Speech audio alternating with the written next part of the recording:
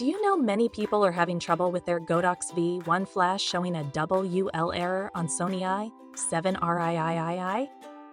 Don't worry. In this video, we'll show you how you do this. Let's start.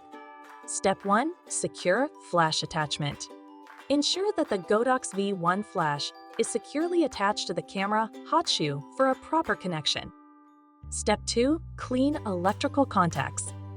Clean the electrical contacts on both the Godox V1 Flash and the camera to allow proper communication.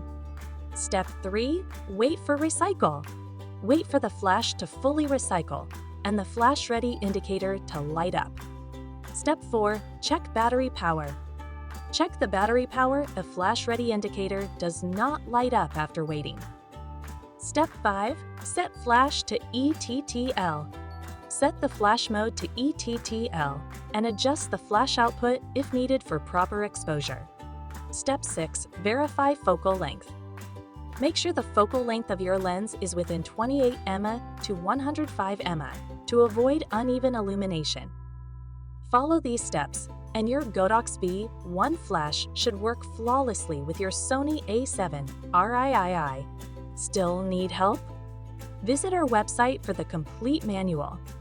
There you will also find questions and answers from other Godox users.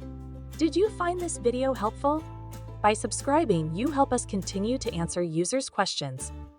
So, subscribe to our channel. Thanks for watching, and see you in the next video.